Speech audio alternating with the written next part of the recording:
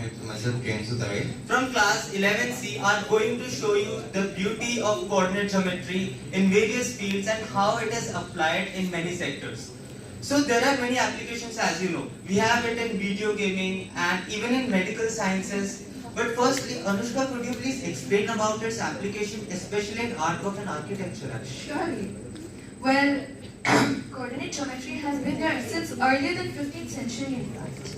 And today, it has played its major role in architectural world. So how do architectures and artists have the world revolving around coordinate geometry? There are multiple wonders of the world that can be explained through coordinate geometry. For example, the Tower of Pisa and our own Taj Mahal. And my favorite architect, Zaha Hadid, also makes majestic buildings using coordinate geometry, that is. We need stable homes, and coordinate geometry helps bringing beauty and stability together. Also, our favorite paintings such as Mona Lisa and the Starry Night. Did you know that Starry Night actually was made 50 years before the concept of turbulence was there? Heisenberg once said that if I could meet God, I would ask him why relativity and why turbulence. And he was pretty sure that God wouldn't be able to answer why turbulence. And yet, Vincent van Gogh was able to create this masterpiece which was perfectly in proportion with the fractions and all the decimals and the functions that were involved in turbulence after the painting was discovered. And same with Mona Lisa. She is so famous due to her features of having the golden spiral proportionality and the golden ratio that we all know about. And our favorite actresses such as Angelina Jolie also follows the same ratio, and that's why they look so majestically beautiful. Now, passing on, let's talk about GPS systems. Thank you, Anushka, for your beautiful description. We all know about GPS. It is one of the most important applications of coordinate geometry actually. So, actually there is a lot of technicality in this about specifically where mathematics and even more specifically coordinate geometry is used. So we generally use the concept of trilateration here.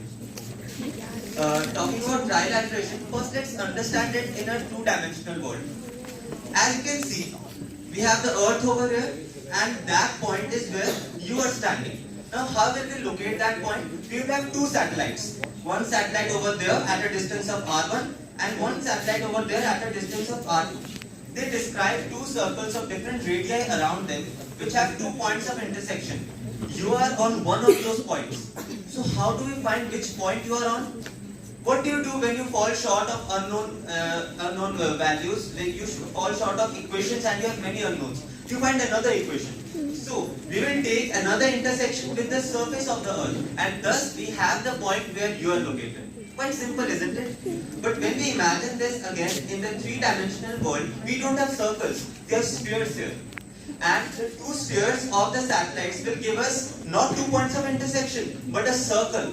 Now here is a problem. Here the intersection is a plane.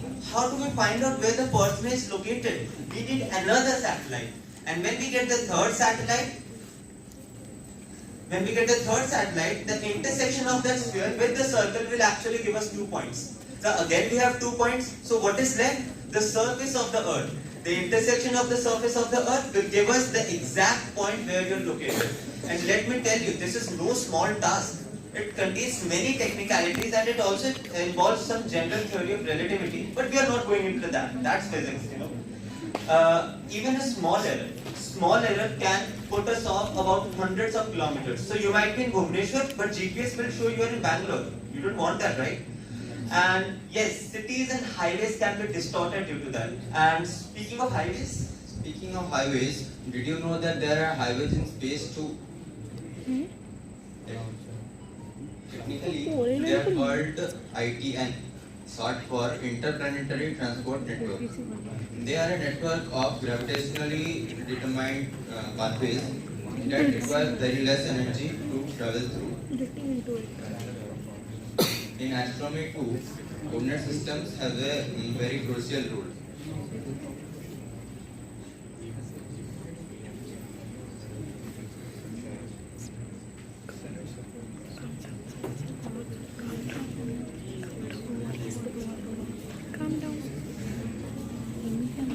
what it's trying to tell is that we have many astronomical coordinate systems and they are of various scales.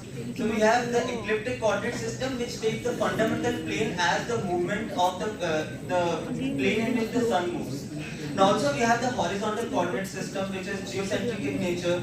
We also have many other coordinate systems, be it the galactic or the supergalactic. What they do is they help us map coordinates in the sky, in the heavens. And you know what's the most important application of that is?